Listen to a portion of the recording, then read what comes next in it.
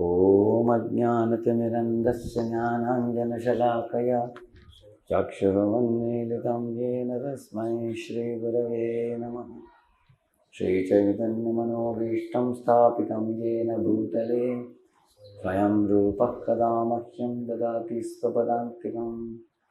वन्देऽहं श्रीगुरोः श्रीयुतपदकमलं श्रीगुरून् वैष्णवांश्च श्रीरूपं साग्रजातं सहगणरघुनाथान्वितं तं सजीवं साद्वैतं सावधूतं परिजनासहितं कृष्णचैतन्यदेवं श्रीराधा कृष्णपादान् सहगणललिता श्रीविशाखान्वितांश्च नमो ॐ विष्णुपादाय कृष्णपृष्ठाय भूतले श्रीमते भक्तिवेदान्तस्वामिने नमस्ते सारस्वते देवे गौरवाणी प्रचारिणे निर्विशेषशून्यवादी पाश्चात्यदेशतारिणे वाञ्छाकल्पतरुभ्यश्च कृपासिन्धुभ्य एव च पतितानां पावनेभ्यो वैष्णवेभ्यो नमो नमः। जय श्री कृष्ण चैतन्य प्रभु नित्यानंद श्री अद्वैत गदाधर श्रीवासादि गौरभक्तवृंद। हरे कृष्णा कृष्ण कृष्ण हरे हरे, हरे Ram Ram Ram Hare Hare. So I'll answer one by one all the questions. So your question about bhayadharma, paradharma bhayavaha. So that was a Shreyan Swadharma Vigunaha, Paradharma Swa Anushtita. Hare Krishna says that everyone should do their own duty and not try to do someone else's duty. The example is of Ekalavya. Bhaktivinoda Thakur says, Ekalavya was born in a Nishada family. Nishadas are actually Antejas, below the four categories. And they used to pelt stones at the tax collectors coming from the government. And they would not pay the tax. They would drive them away like that. So Dronacharya felt that these people are like anti-government. So I should not support them. That was one thing in his mind. Another thing, he saw that the Nishadas in general are very cruel and they kill any creature. So he felt that this fellow is going to misuse the archery if we teach him. So he could foresee that, because great sages could even foresee the future. So keeping that in mind, he told him that you are ineligible for learning archery. I will not become your teacher. So this fellow had one mindset that if I claim that I am student of Dronacharya, then I will also be very popular. That was his intention, Sometimes people, like one fellow was selling a bureau we purchased in Pune, And then when we kept books and everything, the inside cupboard started sinking like this. Then I asked the devotees why it has become such a bad bureau. Godrej company is very standard. So they said, no, it's Godrej only. It's a cheap Godrej, they were saying. How Godrej can be so cheap? It's a standard price. The price was only half of the Godrej bureaus. Later on we found it was not Godrej, it was G-O-R-D-R-A-J. Like that they had written. Same style they had written. So Godrej spelling is what? G-O-D-R-A-J. It was G-O-R-D-R-A-J, but Godrej. So we got cheated. There is always asli nakli. Correct, no? Similarly, we thought that I will use Dronacharya's name to become popular. I will use him as a springboard to, promote my name. That was his intention. So, Dronacharya didn't like that very attitude itself because he made a portrait of him and practiced archery. One day he sent, when dog was barking, he sent 7 arrows in the mouth of the dog to clip the mouth. So the poor dog was screaming. It was feeling practically breathless. So at that time, the news reached to Dronacharya. Dronacharya understood that it must be done by some, some ineligible person. Likely it may be Ekalavya. He predicted, and the prediction became true. Then he called for Ekalavya to his ashram and said, why did he do this? He's a poor creature. You are not supposed to send arrows on a creature like a dog. Dog is a domestic animal. You don't kill a cow, you don't kill a bull, you don't kill a dog. You don't kill domestic animals like camels. You don't do that. And you may kill a tiger or a lion, which is harmful to the public. Correct now? So then Dronacharya told him, I asked him, who is your guru? He said, I kept your portrait as a guru. and I learn from you. So Dronacharya said, oh really? I am your guru? Then as a guru, I demand you give your thumb, he said. So he cut off his thumb and gave. Some people in India think he was a very, very great noble disciple, he gave his thumb. That's not the moral what Bhaktivinoda Thakur said. Bhaktivinoda Thakur said Guruji wanted the thumb because without the thumb you cannot do this archery. So purposefully Dronacharya wanted the thumb so that he will not be able to misuse the way he was misusing. Correct, no? Now after that he practically became powerless, he could not do anything. So what we learn from this is, like the Brahmana is supposed to study the scripture and teach the scriptures. There was one Shumbaka, I think, one Shudra in the Ramayana. You find he was upside down in a tree like a ghost, performing some severe penance. So Prabhu Ramachandra was passing by, asked him, why are you hanging upside down? Why do you do these austerities? What's your purpose? He said, my goal is, I am studying Vedas and I am planning to do severe austerity so that I can misinterpret the Vedas in another way. Like the research. So immediately Lord Ramachandra cut off his head. It comes in Ramayana. Many people oppose this one incident because Lord Rama is known for compassion and ideal character. But our acharyas have given tika to this. They say that Lord Rama saw, first of all, he had never gone to Gurukul, this fellow. But now he was doing austerities and learning some Sanskrit on his own. He was planning to misinterpret the scriptures. And they cut. Now you can understand why Prabhupada is so heavy about misinterpreters. Prabhupada is only shouting, but Lord Rama cut the head only. You can see that. Because he was doing Paradharma, Bhayavaha. So whether it is Shumbaka in Ramayana or Ekalavya in Mahabharata, all these are examples of people who wanted to do another person's dharma to become popular. One more example I'm telling you. If somebody is in one field, but they try to flourish in another field and become very popular just because they saw one of his friends flourishing in that field. So he also thinks, if I copy him, then I can also do. Like for example, Gaur Gopal Prabhu is now speaking all these life tools. Saying that immediately some brahmacharis say, we will also speak like that. Then you also start speaking about body and mind and everything. It doesn't work that way.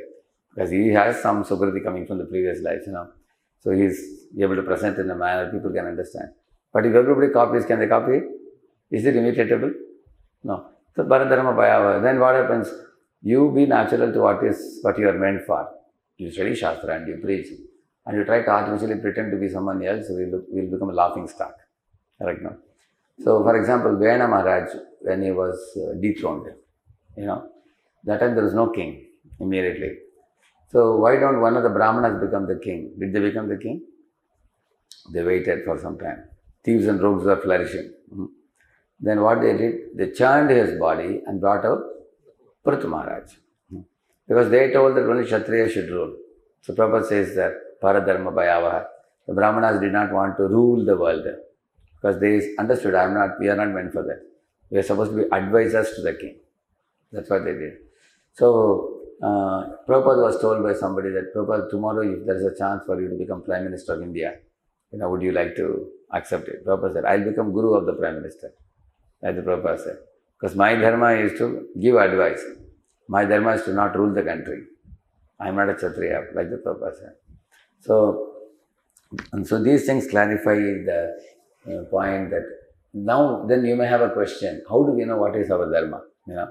So that we don't do someone else's dharma. So we always say predominantly we have one nature. Predominantly. Although the other natures also may sometimes come up. Sattva, Rajas, Tamas. These are the three gunas. So we have to find out which guna is if Sattva is very prominent, then it's a Brahmana. If Rajas is prominent, then one is administrator. If Rajas and Tamas combination, then it is Vaishya. It's a combination. And Shudra is Tamas. So these gunas are always going up and down. But predominantly you will see that one guna is prominent in us. And it is more easier than this is to see if you come in a business family. For example, when you were studying in the college, we used to ask him, what is your plan?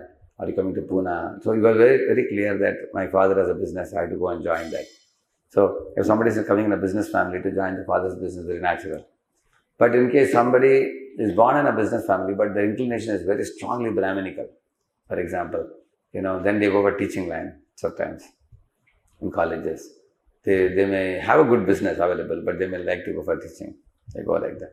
So we say TATA, Tata we call it. Teacher, administrator, trader, artisans.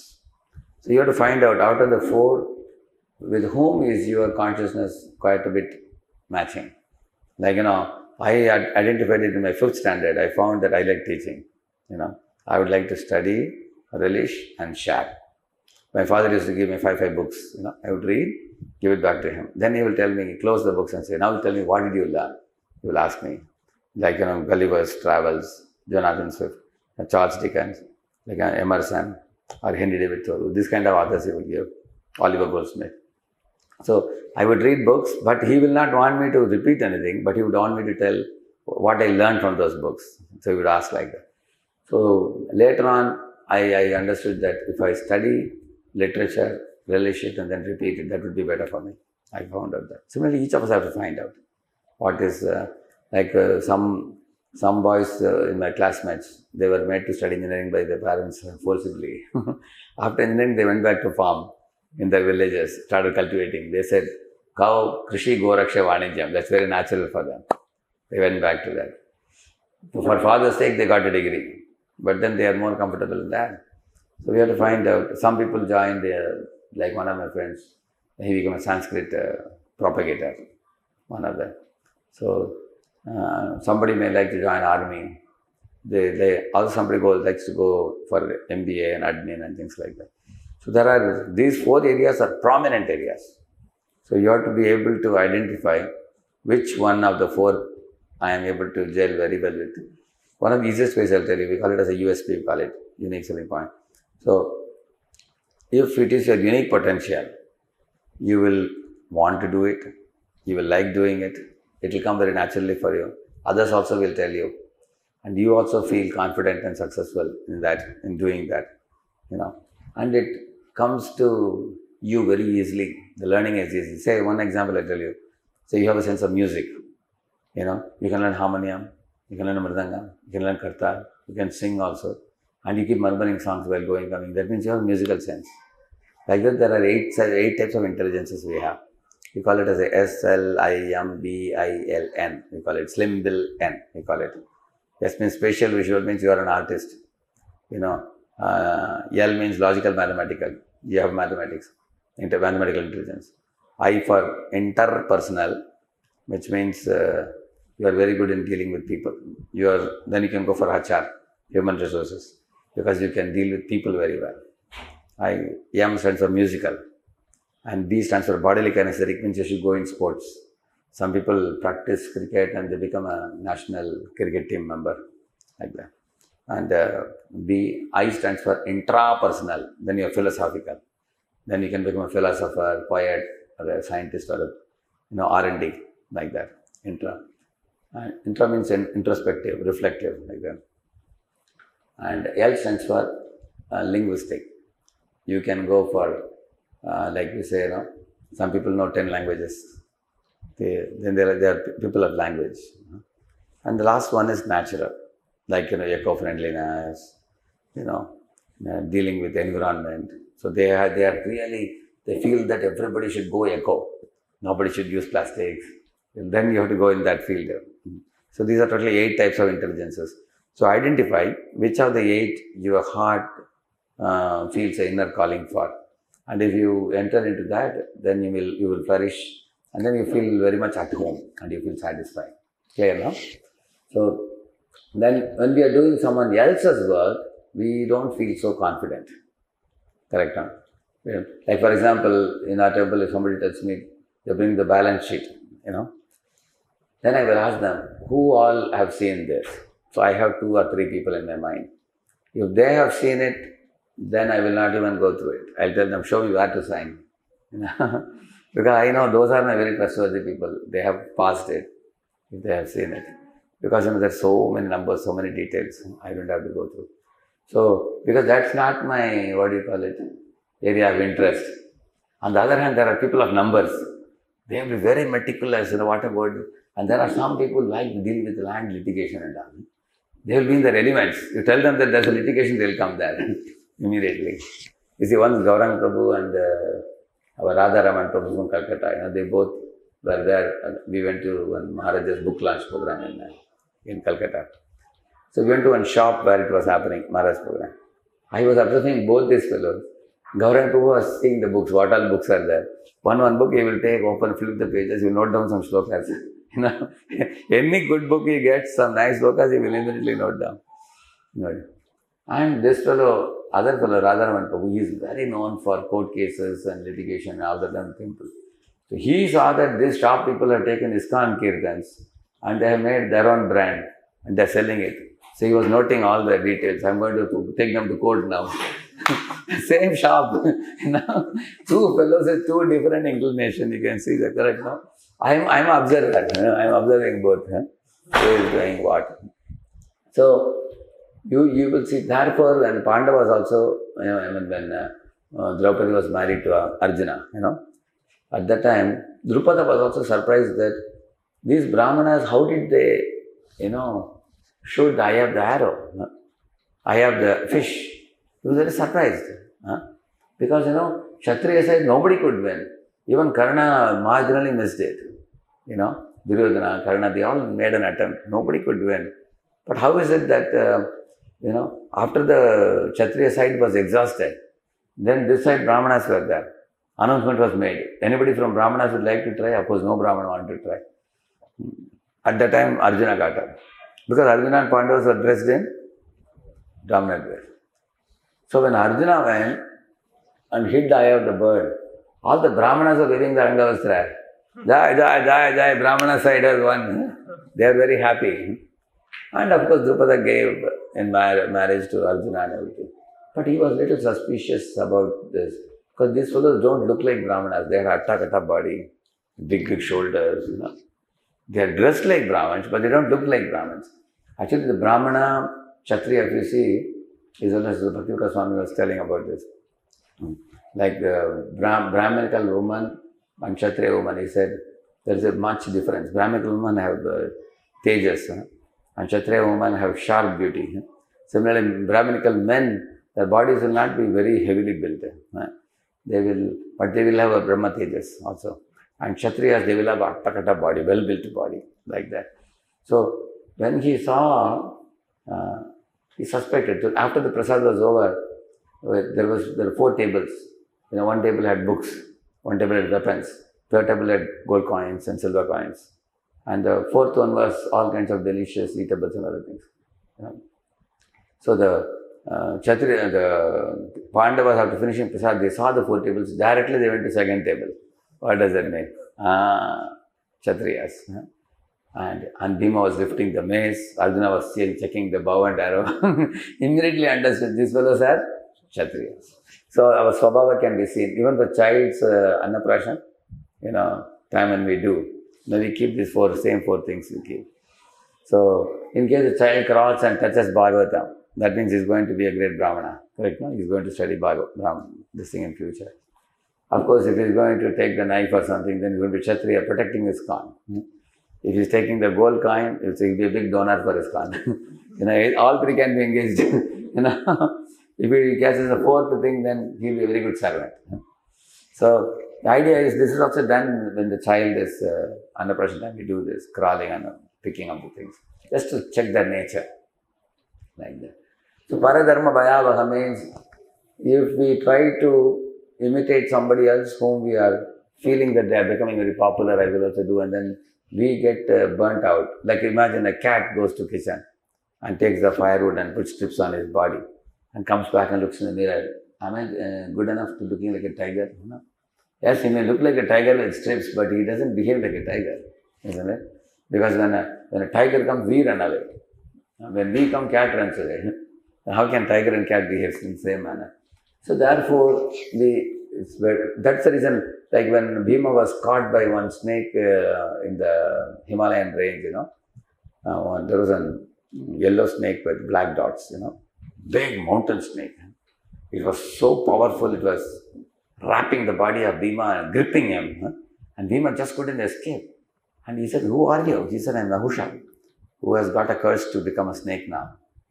And he said, I have fallen from the heaven now, and today you are my lunch box. I got you. Like that he said. And Bhima asked, is there any vimotion for me, escape way for me from you? He said, yes, I have a couple of questions which if you answer, then I can, I will also be delivered from the snake's body and you will also be freed from me, he said. Bhima said, I am sorry. I only answer like this. I only give mushti prahar. I kill people. But good answers, if you want, there is only one person amongst us who answers. Who is that? Yudhishthira Maharaj. Then when Yudhishthira came, he answered the two questions and this fellow was saved. It comes in Mahabharata. So, Yudhishthira's nature was, he was also Kshatriya. But he had a very, very powerfully supported by Sattva, Raja Rishi, he said. If a passionate person's, inner mechanisms are guided by Brahminical inspiration, then he can become a saintly king. The saintly king and kings are also very Brahminical. They may even go up to sannyas also, like our Vishwamitra. By Brahminical inspiration of Vasishta, he became Brahma Rishi finally. First he was Raja Rishi, then he became Maharishi, then he became Brahma Rishi. So, but if he doesn't get so much Brahminical inspiration, he may remain a Kshatriya and become Vanaprastha. He may go up to that. So, Brahmanas become sannyasis, and Kshatriyas become Vanaprasthas. And Vaishyas also can try for Vanaprastha. And the Shudras will continue the Grihastha Ashrama in that road, like they have to continue like that. So, these are also, you can see the Varna and Ashrama have a connection also. Shastra say that. So, that was about your question. Then regarding the question about Bhishma, which you asked there, Bhishma is on the wrong side and Krishna wants him to be on that side because Viryaras, Krishna wants to experience. That's the only reason. So then in our life, how does it apply to us? See, nobody will tell you to be on the dharmic side. Guru and Guru Sadhu Shastra, they don't tell you to be on the dharmic side. Viryaras is a very specific situation. As far as we are concerned, say for example, a person says, that I am working for a liquor company or a cigarette company, it's a dharmic company. But at home I am wearing tilak and I am wearing kantimala. I don't drink liquor, I don't smoke cigarette, but I have to work for a company, what to do? This is my company job, what to do? I would say that the person should as soon as possible quit the company and go to another company which does not break the four Ayurvedic principles. And also, as devotees, we should always keep ourselves on Krishna's side. Jayastu Panduputranam Yesham Pakshe Janardana. The victory came to Pandavas, on whose side who was there? Janardana, Lord Krishna was there. So we should make sure that we are on Krishna's side. We are not on any other side. Like we should be with devotees. We should not get carried away by the current of the outside world. Now, sometimes what happens with devotees, initially you come to devotees, you are also chanting, dancing, wearing dhoti, kurta, tilak and everything, and then suddenly some relatives meet you in some marriage or something like that, and they pollute your mind, and they say that, hey, these Hare Krishnas have cheated you, look at you, you are just chanting, dancing, your cousin you see, he's in America, he has started a big .com company, he's minting money, he's making in crores, and look at you, your business is not very great, you are just making paltry amount of profits. So, spirituality is all right, but in the name of spirituality, you are not doing anything in this world. They are making you like a sadhu, like that if they say like that. They may say this and go away. They may say this and go away. But after they go away, then there is a demon inside us, which may keep talking. Kudu, kudu, kudu, kudu, kudu, kudu. It will say, oh, I have been foolish. Yeah, I take hot water. I have a... Yeah. This is big. So, because they have, just like mantra, put something into the ears of Kaikeyi and went away. But after mantra went, then Kaikeyi keeps thinking. In the same manner, sometimes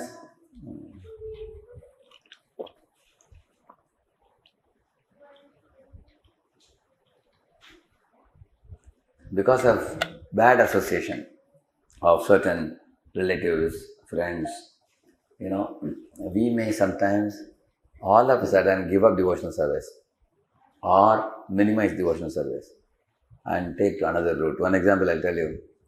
One husband, wife, very simple people, couple, they were staying close to temple, coming Mangalarati every day, fired up in Krishna consciousness.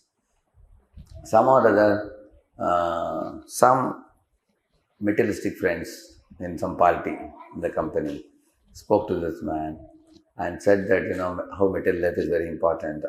Unless we have an impressive job, then what is the use of living in this world and society and things like that. So then he started applying for jobs. Now he got a big job. Here he is drawing something like 35, 40,000. I think he was drawing about 35,000. Now he got a job which is paying 65,000 in those days, So, but that is far away from the temple. It's like 2.5, 3 hours away from the temple. Whereas now he is staying 10 minutes away from temple. So he was in two minds. Then he asked his wife, and wife said, definitely you should take it. And wife suggested him that better we go there, earn money for some time, then we can always come back. Like that she said. So then they moved there. So here when he was drawing 35,000 in those days, he was saving 5,000. But now they were drawing 65,000 and they were not saving anything. How? Because instead of 2 BHK, they got a 3 BHK there. And also instead of a small car, they got a bigger car now after going there. And now they had devotee circle, there they had material circle of people. And material circle means they will increase your mental greed, material circle people. And devotees live very simply. And also when he was staying with devotees, 3 evenings he was getting prasadam in programs only. They won't cook at home also. He would just go for programs and naturally prasadam goes with the program. So it's very easy. And they are far away now, no association. So demands increased. They worked there 6 months to 1 year, they came back after that. They didn't work anymore because their bhakti went down very badly. So here is an example of somebody who was doing well in bhakti, but suddenly they went to the side opposite to Krishna's side because of being misled by ill preaching. So therefore, we all have to be very careful about the circle in which we associate. It's a very subtle thing. Bhaktivinoda Thakur says association doesn't mean, bathing in the same ghat or traveling in the same boat. That is not association. Association means opening heart to somebody with affection and extending our willingness to listen. This is actually association. Like one atheistic friend tells you, hey, come here, I just wanted to do something for your good. And then you blah, blah, blah, blah. That's what Mantra did. Then Mantra spoke to Kaikeyi as if she is her well-wisher. Kaikeyi opened her heart. And she put poison inside the heart. So we should not open our heart to non-devotees who may pollute us and spoil us and they will pervert our consciousness. So, which is what may take us to the other side of Krishna. So, Bhishma's situation is unique and unimitable it is. It's a very unique position of Virya Rasa. Otherwise, as devotees, we should always be on devotee side. It's a safe thing for us. Yeah. And now regarding your question about Krishna in the battlefield of Kurukshetra, 125 years and looking in. What is our authority on which we are saying this? It says that Adyam Purana Purusham Navayavanam. Who says that? Brahmaji says that. Krishna is Adi Purusha, which means he existed even before the creation. It says that Aham evasam evagre nanyat sadasat param. He says Aham eva asam, Aham eva asam, eva agre. That I existed even before all the millions of universes were created. So what is that period of time? Think about it. When Krishna existed, now the universe has seen millions and billions of years. It's Brahma's now, Dviparartha now. In the Dviparartha period of Brahma, first Parartha is over now. That means Brahma, out of 100 years, 50 years he has passed. Which means out of 3.11 trillion years, 1.5 trillion years are over. That means let us take Krishna is 1.5 trillion years old. Easy looking so old. Like that we should sing. Correct? No? Because he says he exists before the creation. Such a person, 1.5 trillion years old, he looks so young. So, Hadyam Purana Purusham Navayavanam. Because his body never gets old, it never gets weak. Inability doesn't come in his body. Error, he doesn't make any errors. No errors. And no illusion. Prabhupada says 4 things. Inability, insanity, errors, cheating. These are the 4 defects of every conditioned soul. But Krishna has no inability or insanity. Insanity means illusion. Nobody can put him into illusion. And he doesn't commit errors and no cheating. So, on the other hand, you asked about Arjuna. He is also young and fighting in the battlefield. Actually, you will find that in the Bhagavatam also it is said about Uddhava. There is one verse, I'll just show you. Here I will show you. All of you read this verse. Swagatam sevaya tasya kale najara samgataha krishto vartam pradibhruyat bhartupada anusmaran. Is this translation? You can take this one. Who is going to read? Or you can read in this. Uddhava's trust served the Lord continuously from the childhood, and in his old age, the attitude of service never slackened. As soon as he was asked about the message of the Lord, he at once remembered all about it. The natural service to the Lord is not mundane. The service of the devotee gradually increases and never becomes slack. Generally, in old age, a person is allowed retirement from the mundane service. But in the transcendental service of the Lord, there is no retirement at all. No retirement. The service attitude increases more and more with the progress of the age. In the transcendental service, the top, there is no satiation. Second line. There is no satiation, and therefore there is no retirement. Materially, no retirement materially. When a person becomes tired by doing service in his physical body, he is allowed retirement. But in the transcendental service, there is no feeling of fatigue because it is spiritual service and not on the bodily plane. Service on the bodily plane dwindles as the body grows older, but the spirit is never old. Therefore, on the spiritual plane, the service is never tired. Understood, huh? Now tell me, what was Prabhupada's age when he went to America? 69. He was 70, touching 70. So in that age of 70, you can see Prabhupada, old man going to America, single.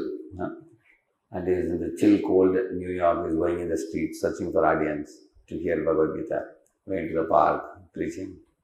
And then subsequently traveling, encircling the globe 14 times in 12 years. Now you can see that. Publishing more than 100 books. So these are all practically humanly impossible tasks. Do you agree? Right. But what was his age? His age was 70. So we can see that spiritualist people, they have that spiritual energy, which is actually empowered by the inspiration that they derive from the Lord.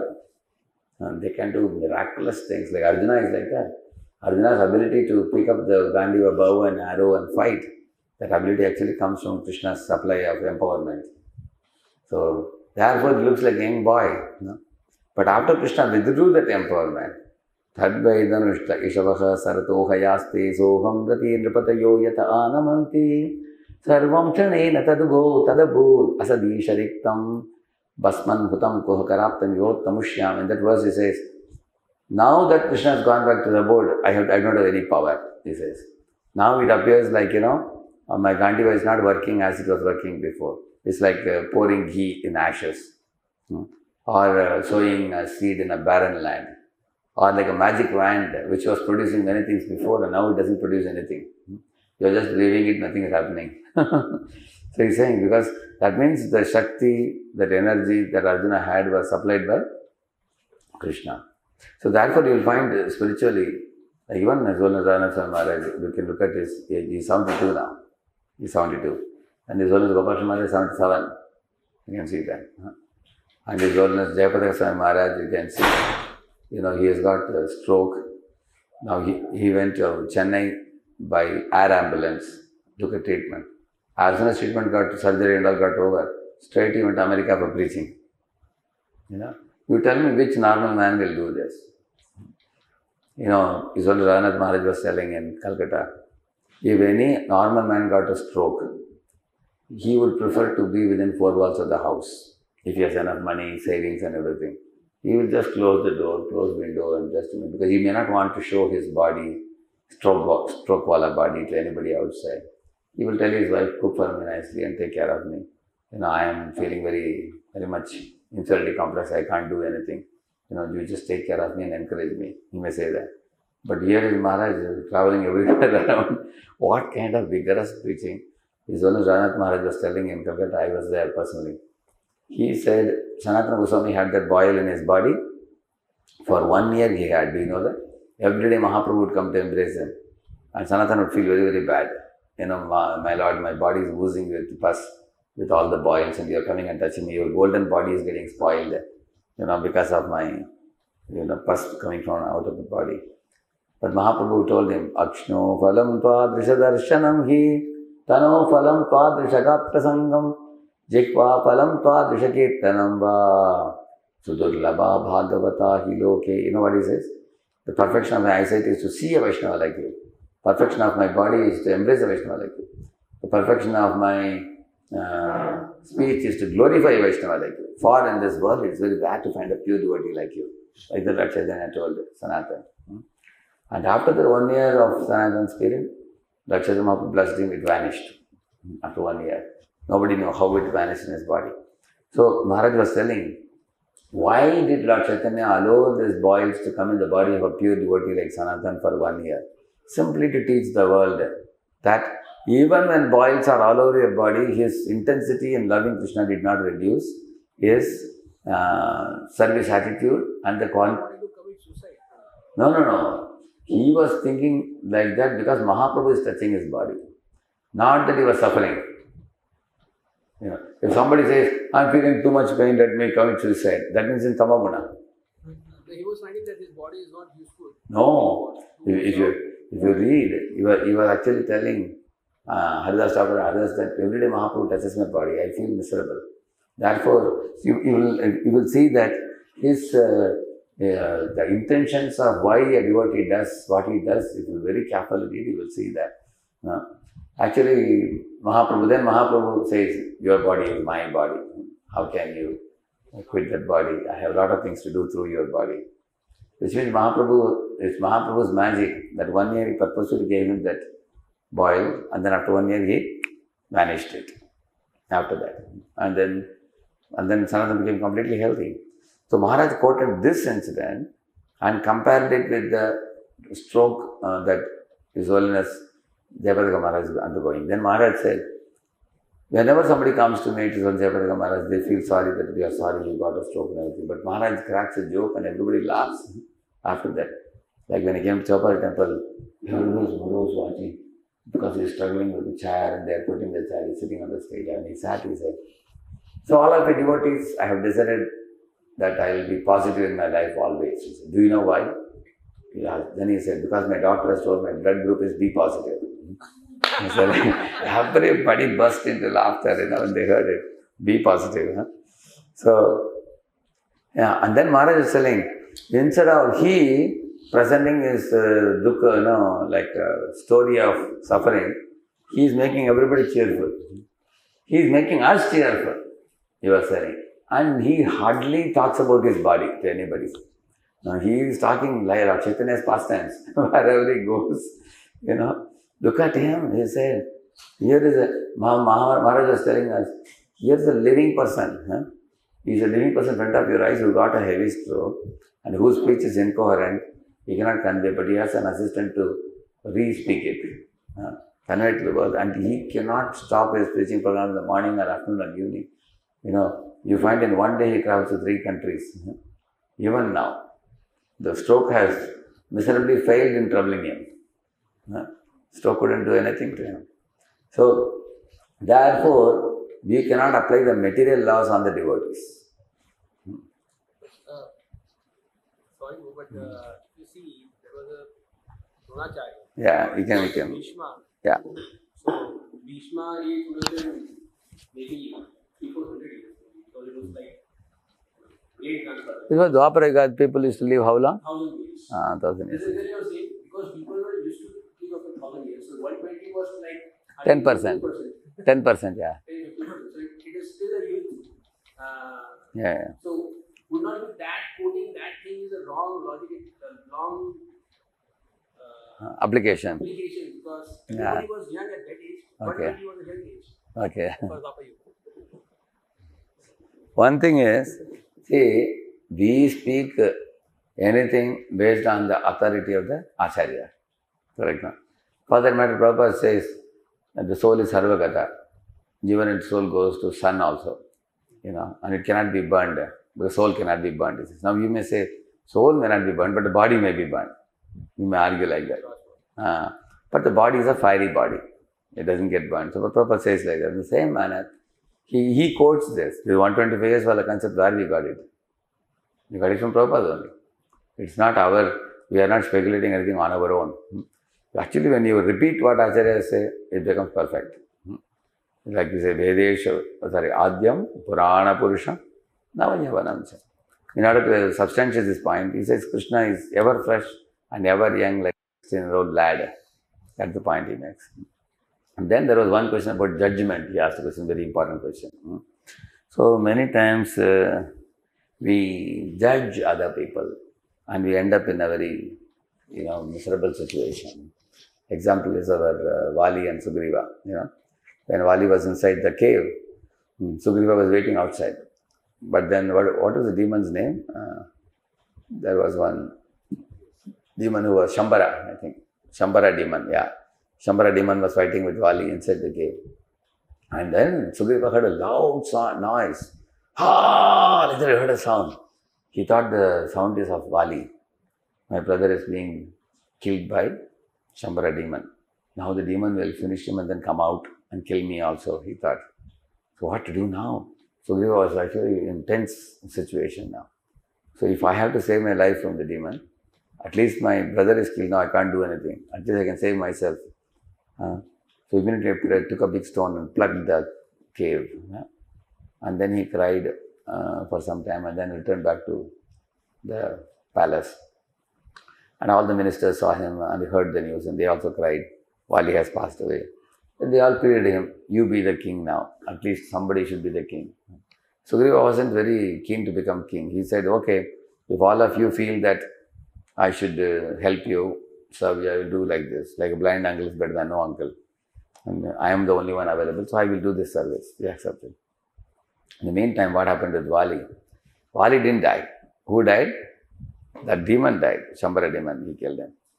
Now Vali, after killing him, it's deep inside if you go in the cave. When Vali came back, he saw the thing blocked with a stone. Immediately he judged. What was the judgment he made? My brother Sugriva wanted to become the king. Therefore, he has plugged the cave so that I cannot come out. I will stay here and die and he will take over the seat. Like that he was thinking. So actually his anger was so great that he went behind and came running and gave a big kick to the stone. Then he could actually break the stone and come out. And then when he came out, as he walked towards the palace in angry mood, misjudging his brother, he saw in front of the palace, he came and stood, and sure enough, his suspicions became validated. When he saw Sugriva sitting on the throne and all ministers attending to him, he got really wild. My suspicions have become confirmed now. He ran dashing into the palace and wanted to smash his brother to dust. And brother said, oh, Bhaiya, I am so happy you have come back. I never thought you will come alive. Now that you have come back, I am so happy. He said, I have come to ensure that, I will not allow you to survive. You rogue, you scoundrel, what plan you made to finish me and take over the throne. And in Ramayana it is said he chased after the Sugriva all over the universe. From north to south and east to west, there was no, no place in the universe left where he didn't chase him. Therefore, Sugriva became enlightened about, the entire geography of the universe he knew. When Rama asked about Sita, he was telling everything about the universe. And Rama was surprised, how do you know so much geography? He said, all these places I ran to escape from Vali's beating and killing me. At last he found out and he came to which place? Vishimukha Parvat, where Vali couldn't get entry, and that's how he was escaped. But eventually see what happened. Because Vali misjudged him, he was not willing to listen. He had to lose his life. You can see that. So misjudging happens. There is also another story of misjudgment. Once a man went to the forest on his horseback. He ate his lunch, sat under a tree. He played his guitar, sang some poem and everything. He had gone with his dog also. Then in the afternoon, when he was returning back, the dog wasn't letting him go. The dog would bark and go block the way of the horse, wondering why. And he thought the dog has gone berserk. He took his gun, shot the dog in a moment, in a fit of rage. And then he returned. But then after a few kilometers of returning, he suddenly realized my wallet is missing. When he went back to the same spot, he found the wallet under the tree, and the dog was lying very close to the wallet, touching it, and then there was bleeding from the dog's mouth. Immediately he got off his gun, checked the wallet, and all the money was safe. Nobody had stolen any money. Now he looked to the dog, he tried to pick up the dog on his lap and call the dog, please, wake up, I sprinkled some water. But by the time the dog was gone. Now he couldn't bring it back to life. So here is an example of somebody who misjudged the poor dog and shot him without giving due thought. I heard another story about Newton. Newton had this much bunch of papers, research papers he had done. He kept it. So one of the days when he was working at night, the power went off. Then he lit up the candle and kept it by the side, hoping that the power will come back. He waited 5 minutes, 10 minutes, 15 minutes, power didn't come. Then he thought, okay, let me just go out and take a puff of fresh breath and come back. So he went out and he stretched his hands, legs. In about 20 minutes when he came back, he saw all those papers were burning because his dog, the dog whom he was keeping at home, the dog toppled that candle. So they were burned, and he was so angry, so upset, but he restrained his anger because he looked at the dog and said, oh Tommy, if I want, I can kill you right now, I can shoot you. But what earthly gain would be achieved by shooting you?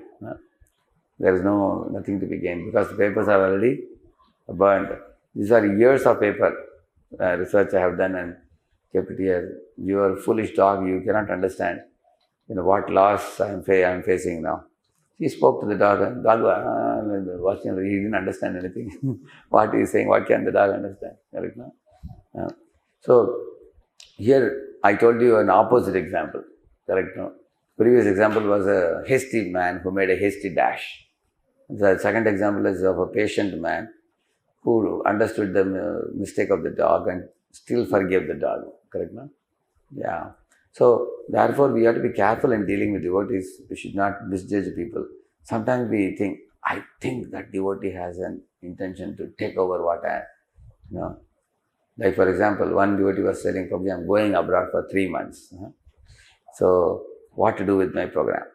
He asked. Then the senior devotee called another devotee and said, Prabhuji is going for 3 months abroad, what to do? And the devotee said, Prabhuji, I don't mind.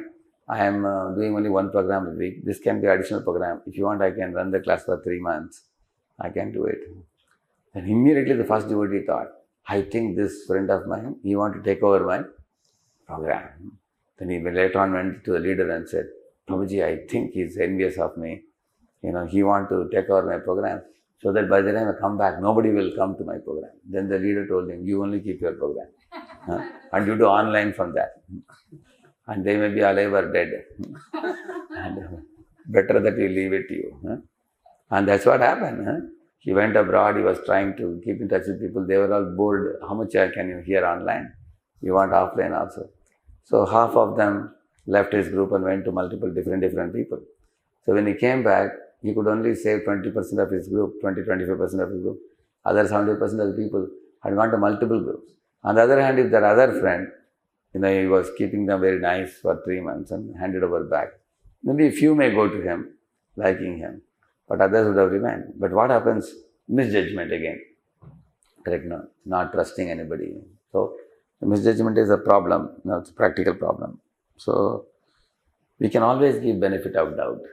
When Ajamila called him, with a great intensity he called.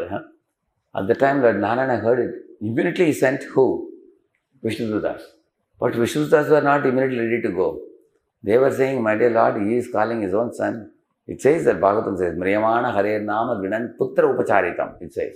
Putra Upacharitam means he directed that calling of Narayana name to whom? Sambodhan was done to his son, not to you.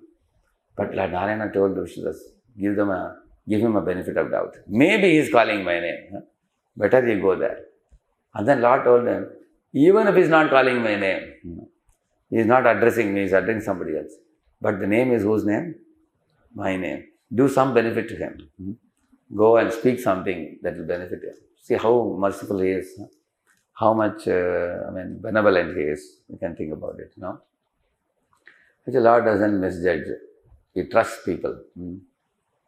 Like when Rama was coming back after the 14 years, he didn't immediately come to Ayodhya. He stopped in one place and he told Hanuman, you go to Bharat and tell Bharat that Ram is arriving back. And very soon he is going to arrive. On the 14th year completion, he will arrive here. And immediately look at his face and see his expressions and emotions and feelings. And you are very intelligent. Hanuman is very intelligent. And come and tell me. Accordingly, I will decide whether to reside in the forest or to return to palace.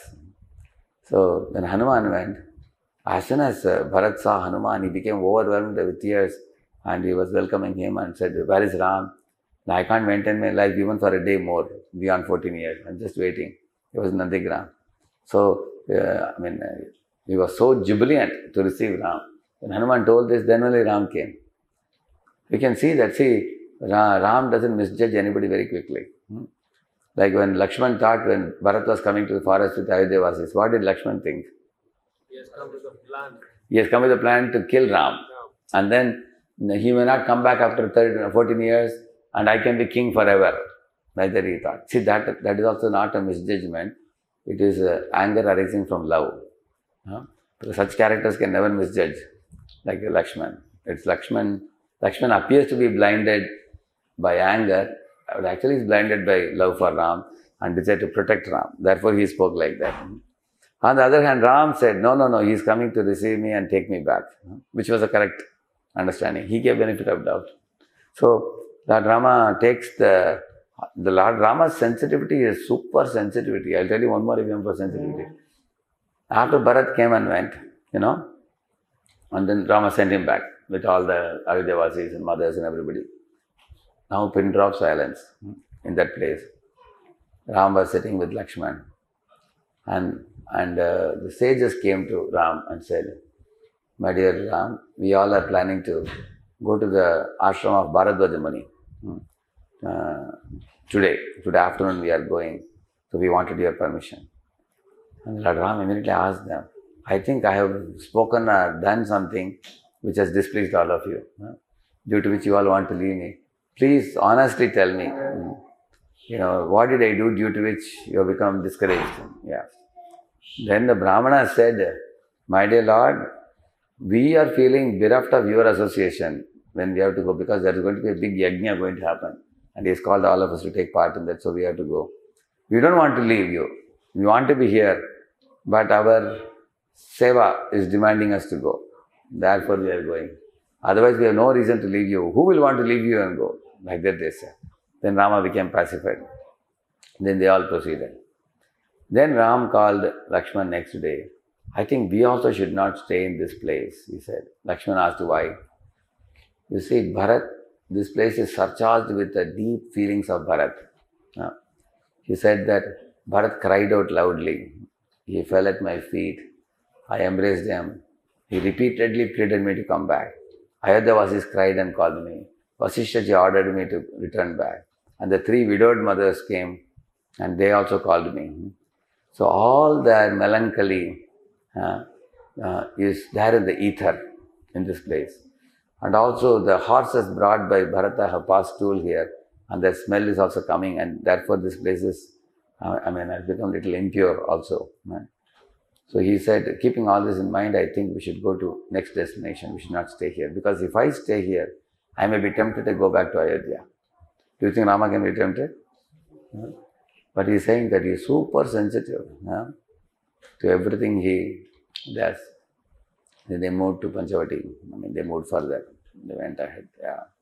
So, Rama is very sensitive while dealing with others and satisfied in whatever situation he has to face. So this is a very simple formula. Be satisfied in your own situation where Lord has put you in, and be sensitive to other people and not misjudge people very quickly. Swiftly we should not misjudge people. That's one of the points he said. And regarding this Antyeshti, 2-3 questions came. You see, when somebody passes away in somebody's home, what happens is, almost 13 days or so, 13 days, the preta will be roaming in the house. That the soul doesn't leave the house for almost 13 days. I did for my father and mother, the last rites I did. So very good Sri Vaishnava Pujari came. So he was telling that all the things are done very meticulously, almost 3 to 4 hours every day. For 13 days we did. So each day I observed what all they are doing. If you see in one of the rooms, they will build one hut type of thing, they will build it. And then they will keep certain things there. And then there will be, one of the days there will be a big plate of food made also, varieties of food will be made, and they will arrange it in certain way, you will see that. And every day after the puja and everything is over, you have to go and put the pinda, which is offered to Vishnu, along with the til. See, the til and kushagras are the medium by which we send it to the deceased ancestors, like Pitamaha, Prapitamaha, and Vishwadeva. 3 people will be there. Vishwadeva represents Vishnu, and then Pitamaha, Prapitamaha, they occupy the 2 seats, and the third person is still sitting in the Pitraloka. So when the new person arrives there, this person will go to the next body. That time this Atma will be relieved from there and he will go to the next body like that. Therefore we give a Shraddha day also when we give. These are all, I will send one article to you, you just shoot a mail to me. It's a booklet with about 20-30 pages. Exclusively on Antyeshti with all scientific explanations. What all happens in Antyeshti. And the whole house becomes tainted with impurity when the soul has left. And what is that impurity? The soul is still attached to the house. He doesn't want to leave that place. And when relatives are crying, so he feels very bad that they are crying for me and they need me and I have not done my homework fully. So when I was doing for my father on the 11th day, after the 12th day I think, we had to go outside and do. In one Yama's temple is there, Yamaraja's temple is there. In that place, they will take a dry coconut, all the puja and everything will be done, and you have to push it. When you push that dry coconut like this, that means that is the time in Sanskrit you will declare to the relative that now all your duties for the family are done and we all are very happy with you and you can go to the next body now. You are free now. Your relationship and tie with the family is cut off now. You are relieved, positively relieved, and you don't have to keep any anxiety in your head. You be free from anxiety and allow us to be free from anxiety also. Now you carry on. Like that you leave. And that time the soul becomes peaceful. He says that all my relatives are confided with me that I have done enough now. So he goes. And then that is the time he is taken by either Yamadutas or by other heavenly beings to the next destination. He is taken.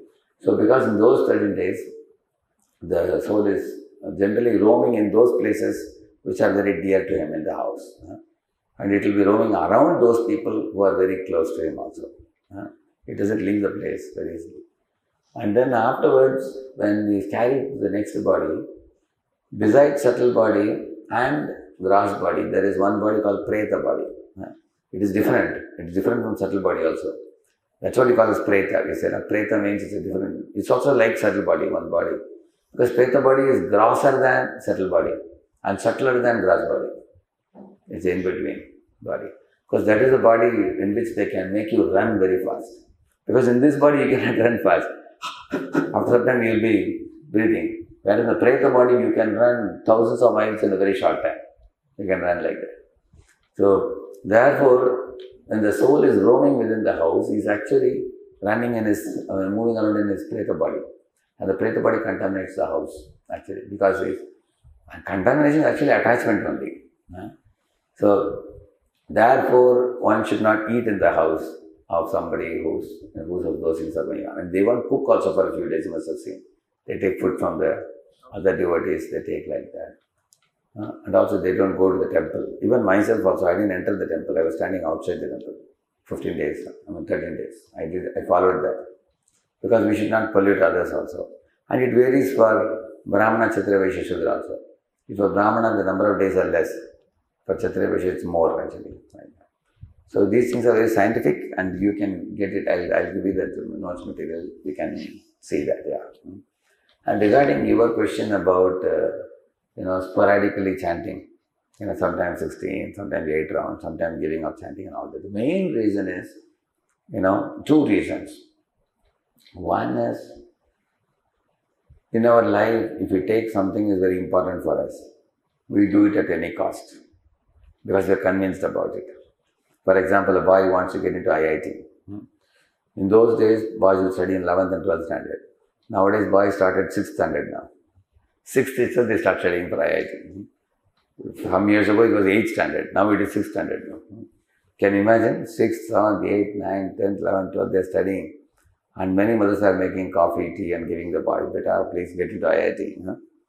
And after getting to IIT, then you can sleep. Now you don't sleep now. Yeah, they work very hard, you will see that. They put the sweat and toil. Because according to that parents or the child, they think if you get into IIT, that's a bigger success. Similarly, many of the parents think sending their children abroad is a status symbol nowadays. To say that my daughter is in Houston, my son is in Boston. They say like that, correct, no? Yeah. So and they feel very, and for that they will do anything to make it happen. They will call the relative in America, what is the method of coming and how much money you are spending. There are parents who take even loan and to send their children abroad. And some of the sons, daughters, they go to America, they wash cars and pay the fee also. There are people who do that simply for the prestige of having gone abroad. that kind of thing, people do that. That means in your life, you will give time and energy and attention to things which you are convinced about. Therefore, that means you need to hear more. If you are hearing Prabhupada's lectures, especially I tell you, 20 minutes every day morning, Prabhupada lectures are mostly 20 minutes and half an hour. Make it a point every day morning to hear one lecture of Prabhupada. His whole Bhagavad Gita, then Bhagavatam. I will tell you, within 3 to 6 months, you will come to 16 rounds and you will never give up. I am telling you. If you hear Prabhupada, he will shatter the illusion to powder. He is very, very powerful, his lectures. Because, we will not identify with this world. We will identify with the spiritual world. You hear that. So that's the first point I said. But after you have become very convinced about something, still, if you are unable to adopt the good habit, and that is due to lethargy. Sometimes we have lethargy or laziness. For example, somebody has obesity, for example. How do you control the obesity? Maybe instead of junk food, I will stop eating junk food. I will take, salads. I will go for jogging. Or I will do some yoga. Correct, no? All these things. So everybody knows the solution. Do you think people don't know solution? People know solution. And a person even says, I am going to start from tomorrow. All these things I will do. Then he will look out of the window and say, today is a little cloudy day. I think it's going to rain. How can I go for jogging now? Yeah. Then he will say, when it is not cloudy, I will go. Then next 2 weeks he doesn't go. And then he says, friends may ask him, hey, you are not going for jogging. He says, no, whenever I start, then I will start going regularly. People say like that. Okay, when will you start? That I don't know. People say like that. Not only that. Then what about, like sometimes colleagues come and give him, please take a cake. And then he is also thinking, oh, doctor told me not to eat junk food. Now I have a good excuse. What is the excuse? He can say that your brain said that and he is giving lovingly. How can I say no? And he eats the junk food. I know one devotee who has a big body, big obesity. He has been repeatedly told by doctor, you will die if you don't control. He has difficulty breathing also sometimes. But he cannot stop eating junk food. Eating cookies, eating cake, and he suffers also. Similarly, I have seen people with cigarettes also. One boy used to smoke. Doctor told him, if you don't stop smoking, you will get lung cancer, you will die. So he died with a cigarette in the mouth. Like only he died. Some people cannot control themselves. So which means, they don't take personal responsibility. That's the main thing. It is actually coming under the topic of, self-management. Self-management means actually we have to know our bad nature of lethargy and postponing and not doing things on time, or taking a vow and not sticking to it. These are all actually bad natures. Nobody can help you except you yourself only. Nobody else can help us. It's ultimately, it has to come from within us. Because nothing outside of you is controlling you. Correct, no? Like for example, somebody is not chanting. Now, if you say, my parents are shouting at me if I chant, then there's the external source. Now, is anybody telling you not to chant? Nobody. That means there is a problem from inside only. So, we have to catch that inside person. Hey, you are lethargic. Lagan nahi hai, ud jaoge. Then you have to make him chant. So, in this way, hear Prabhupada's lectures daily, build the conviction, and then understand the certain acquired qualities we have. See, you are a wonderful person. Just like, the Atma is pure and divine and wonderful, but it is covered by some impurity. One of the impurities is lethargy, laziness, postponing, not taking initiative, and always, like one man was going to forest. His friends told him that, hey, this forest has cheetah, cheetah, tiger, lion and all, it's very dangerous. The thick jungle it is, If you are going to search for gold or silver or something, better you take a tree branch, break a branch of a tree, carry with you on the shoulder. If a tiger comes, if you wave it, a tiger will run away, thinking that you have a big weapon. So this man thought, if I break this branch and take it, it will be very heavy to carry. So he didn't do that. He said, whenever tiger comes, that time I will break. Is it a good idea? When tiger came, by the time he went to break the branch, tiger caught him from behind. Correct, no? So therefore, Shubhasya Shigram means good things should be started on time without delay. And if we delay it, we will lament later for it. Because later on, the bad habit will become very big. Same thing in our life, you will see you found there is one problem. For example, here my kurta is torn here. I am not very happy about it. I am thinking, okay, when I go to class, I will not raise my hand. I will only do like this. Nobody will see it if I think like that. I will stitch it next week. Then what happens? When I am walking here, walking there, taking from the gate, then the whole thing will go like this. That's why you say stitch in time, saves time. Otherwise, today's small problem will become tomorrow's bigger problem. So, chanting, why are we doing? Because chanting cleanses the mind. It makes us calm, cool, collected. It makes us innovative, creative, thoughtful.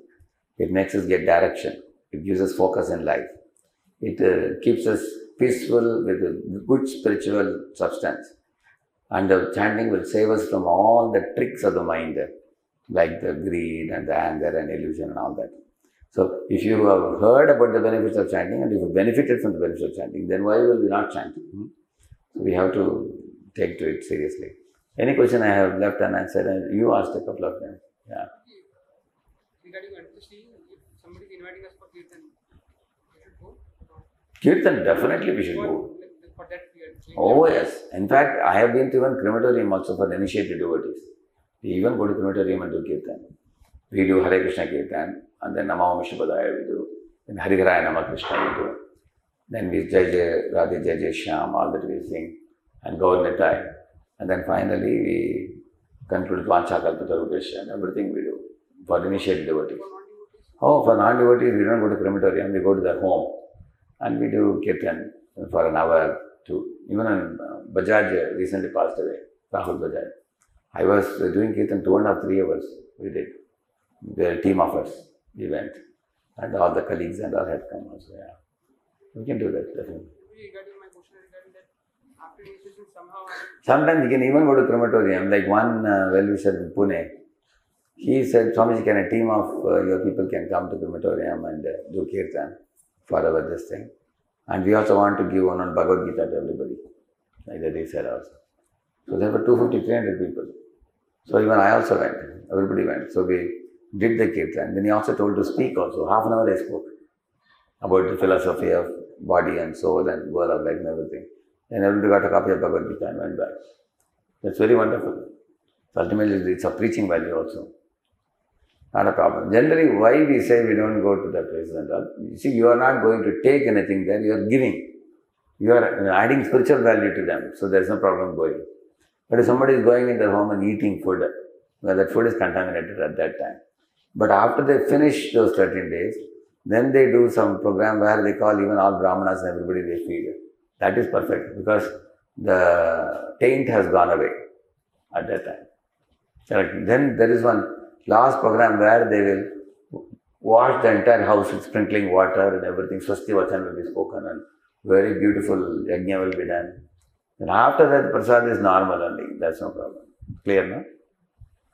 regarding like somehow suppose we are now after initiation we are now feeling inspiration from different speakers rather than Yeah. See, regarding one is taking initiation from a Prabhupada disciple. But you are taking inspiration from the second generation. One of the reasons for that is second generation people are a little younger and their speech is quite relevant to you and you feel that they can relate with me well. Just like in a home, your father and your brother. The brother's understanding is better than the father. Father, sometimes there's a generation gap. You feel like that. And that I don't see anything wrong in that. As long as you don't offend the father. You are not talking ill of your initiating guru. You have affection for him. But that's more like a reverential affection. But with those who are little elder to you, a brotherly type of relationship, you feel that they really capture the, neck of the problem and they give solutions which are helpful, in our life. So we hear more from them. So therefore, what I suggest to people generally, every day hear at least 20 minutes of Prabhupada, 15-20 minutes of Prabhupada, make it a practice. And if possible, here also spiritual master, another 15-20 minutes. So that makes it weekly how much? If it is 15 minutes per day also, Prabhupada and Guru, half an hour. So half an hour into this thing, 3.5 hours. So if you can't hear 3.5, at least you should hear 2.5 to 3 hours. So this is like a tax you have to pay to Guru and Prabhupada. After which you can hear the next generation lectures. Correct, no? If somebody is not hearing, there is a possibility that we may slowly lose touch with Guru. So Guru is coming Guru is giving yatra, is giving lecture, we may not be very interested to go and sit. You may think their mind may say, I know what he is going to say, we take it very lightly. But then we want blessing from Guru. Many times, husband, wife, children, everybody goes, Maharaj, please give me blessing. Maharaj is telling, my blessing is my lecture. Maharaj is telling once. But people like personal blessing more than lecture also, correct? No? So, one time I'll tell you a true story, In Pune, in one of the houses, I don't want to take the names, very senior devotees. In that house, Maharaj was doing a program. The entire house was packed with the devotees. So, 2 senior ladies were not there. Maharaj was looking for them, where are they? And then the whole program got over. After 1.5 to 2 hours, Maharaj spoke. Then those 2 ladies, seniors, they came and met Maharaj. Maharaj, thank you so much for coming and giving your association to all our devotees. We are very pleased with you. And Maharaj asked, what did you like in my lecture? Maharaj asked. They were saying, Maharaj, we were in the kitchen, a little busy with cooking and other things and all. We could not attend. But then you are coming and thanking me and appreciating me. But I was searching for you. Maharaj said, this is very important. Even prasad and other things can be cooked in advance. Or if you are cooking also, you can hear it side by side. There should be some facility for hearing or something like that. I am coming all the way, Maharaj said. So Maharaj one time openly said in lecture, One disciple was saying, Maharaj, I am crying that you are not giving initiation, he said. Maharaj said, I am crying that you are not hearing my lectures regularly. Maharaj said, you are crying for one reason, I am crying for another reason. So Maharaj said, therefore I want disciples to take the Guru's, message more seriously. Then he will give initiation, correct now. So, therefore, if you keep this kind of some rationing, if you do, you are hearing Guru and Prabhupada to some degree. You are hearing 3 hours per week at least. At least then you are in touch with them. And over and above that, you may hear many more hours while going here, going there. Because we get a kick or a taste in certain lectures of certain speakers. And also in the second generation speakers also different people have different, like Amagla Prabhu is very humorous. People like the humor in Amarendra Prabhu is full of shlokas and he's energetic speaker and quotes from Ujjwal Leelamani and very rare books which devotees don't get to read. And long mounted shlokas he will quote and super enthusiastic people like. And Gauranga Prabhu, in every lecture you will hear something new which you have never heard before. At least there will be some. Some jokes you may know, you may have heard before. But there are certain things he will bring from Rupa Goswami, Sanatana Goswami, Jiva Goswami from Vrindavan. He will even tell you the years also. 1520 to 1535, Jiva Goswami did this. People are, I never heard this, it's a new thing. People like that kind of information. And Chaitanya Charan Prabhu will have one-liners, very powerful, correct, no? Go from weakness to victory, not weakness to, wickedness.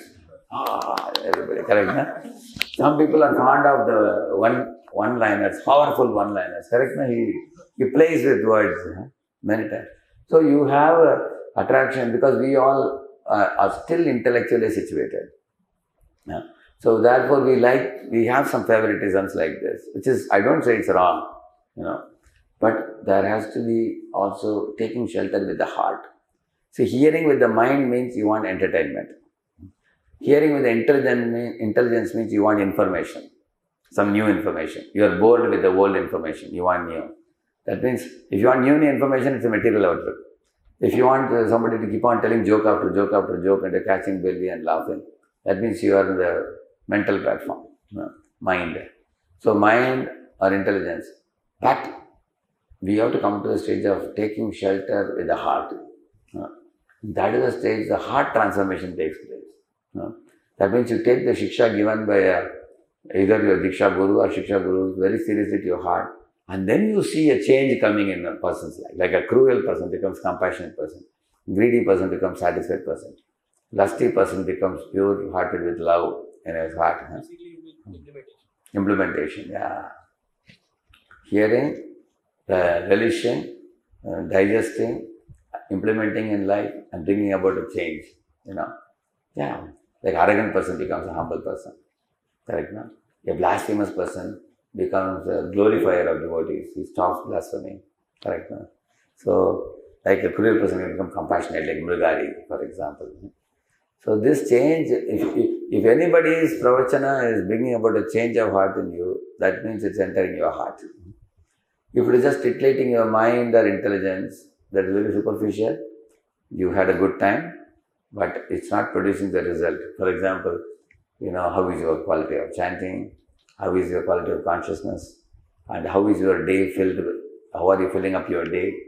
With what activities are you filling up your day? Does it really shake you and wake you up and make you take spiritual goals seriously? These are things we should ask. Real shiksha means that the shiksha should shake you and wake you up, and like you were telling, implementation in our life should happen here. And we develop a deep affection and reverence both by that shiksha. Yeah.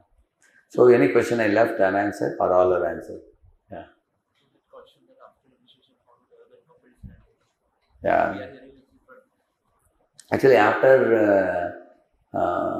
whether you are before initiation or after initiation, you will see there is a certain type of mindset that one should have. Like an iron rod when it is hot, you can hit and turn the shape. In Smithy, you have done that? Smithy shop. We take it out with the tongs, take a hammer. When can you hit it with the hammer? Red hot and yellow hot like that, correct? No?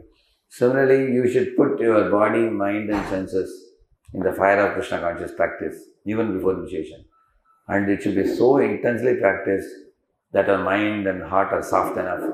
At the time of Diksha day, when you are taking Diksha, by the time, the Diksha time, a devotee should be a fired up devotee. He is distributing books, he is collecting funds for the temple, he is going to temple and doing a lot of seva, he is delighting in taking part in morning programs, he is going for the weekly programs, he is taking up some service like, calling people on phone and putting up a program. He thinks Krishna consciousness is everything for me. Then they are ready for initiation. Actually, we were like that. If you see Gaurang Prabhu, me and Sudham Prabhu staying in Pune, we already had 4 or 5 programs even before initiation. We're doing.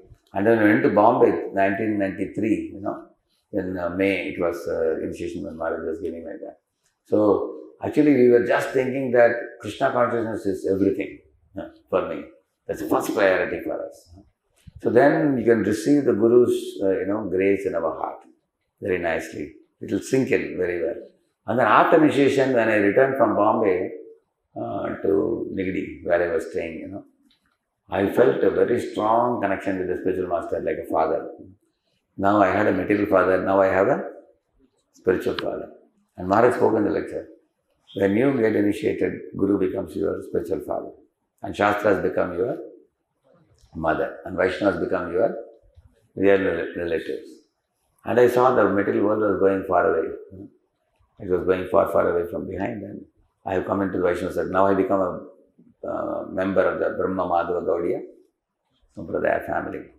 And I become linked with the Parampara now. Now I will give my life and soul for this moment, and I will put every drop of sweat and toil in this.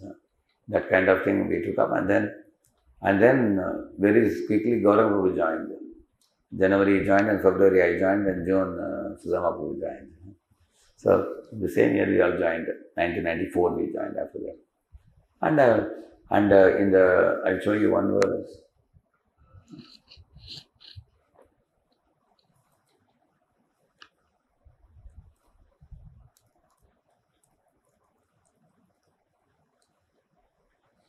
Yeah, I can repeat this. Yene swadharma niratasya tapassamadhi vidyatma yoga vijita bhagavat prasadaha तानेव ते मद अनुसेवनया वरुद्धान् दृष्टिं प्रपश्य पितराम् अभयान शोकान्. You can note down the number later on, you can read the book. Very, very important verse. 323.7. I'll give it to you as a homework.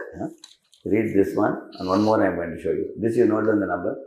3.23.7. Okay? Later on, our Nimayana Prabhu will ask you all a quiz question based on this verse. Let us see. Next to it.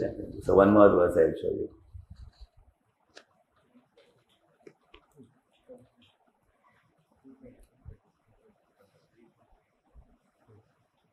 Note this also, 322.7. Please repeat this verse. Dishtya tvayanusishtoham. Dishtya tvayanusishtoham. Drashchanugraho mahan. Apavritai karnarandrai. Jushta dishtyushatir giraha. So this is 3.22.7. This is even more important than the previous verse also. This is super important verse. It's about initiation and how guru-disciple relationship. 3.22.7. What is the previous one? 3.27. That is, actually that was the 7. That is 3.23.7. This is 22.7. These two are very vital. So read these two verses, you will get all answers in this. Yeah. 22.7, 23.7. Very good. Yeah. So I answered all the questions. Everybody covered? Or somebody's I left? I think it's covered. I think. I got the answer also. Yeah, correct. 20 weeks Prabhupada's lecture. Yeah. Because in 2018, I was very addicted with tea. Means I used to make different types of tea. Okay. Liquor, Okay. means liquor tea with milk, with Darjeeling tea. I used to have in my office.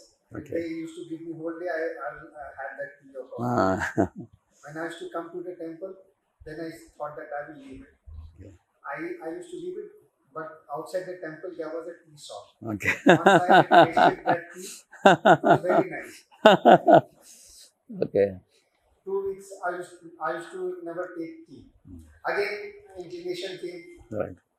I attended on Sunday morning session. Afternoon session was there. So on Sundays I used to stay in the temple only that time. Then I thought that okay, whole day I'm here. Let's go and have 1 cup of tea like this used to have.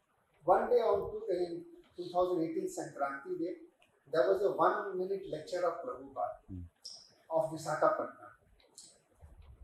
I read that lecture in WhatsApp. His voice was there. Okay. Well, foreigners, they can leave coffee, and you Indians, you are very lucky to be born in India. They can't leave tea. Oh, amazing. Exactly, Prabhupada caught you. Struck me, and after that day, I never took even 1 drop of tea. Haribo! Amazing, huh? Isn't it? My wife's children, they forced me that. How can you leave tea? You are so addicted. So that now I have taken, though I have not taken Diksha, but I have accepted him as my guru, and that has come into my mind. And never I look. Correct. Amazing. Similarly, Brilliant example, huh? so now I think I got the answer that I have to Here. listen to Prabhupada's Correct. lecture, and then I'll start. Very Because good. in my mind, I daily think of doing 60 rounds. Correct.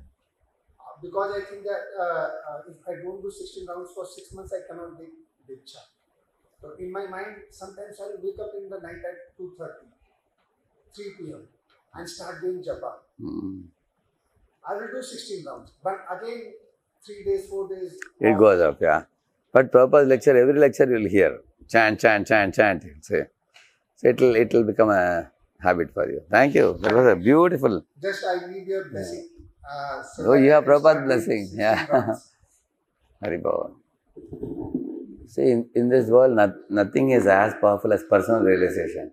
Because you're speaking from the heart and from your own personal life, you have experienced it, really amazed all the devotees also. It touched their hearts. So now I think that's the secret for you. Prabhupada's words have an impact on you. So you start daily hearing regularly. Bhagavad Gita, begin from the beginning. Shloka by shloka, Prabhupada's recordings are available. You can help him out with that? Giving him that thing, yeah. So I take prasad at 5 o'clock. What is the time? Oh, really? Oh, it's pretty late. Yeah. I'll do short 5-minute kirtan. And good questions. You all asked many nice questions. Namo Vishnu Padaya Krishna Prasthaya Bhutale Srimate Bhakti Vedanta Swami Krishna. Everybody Namo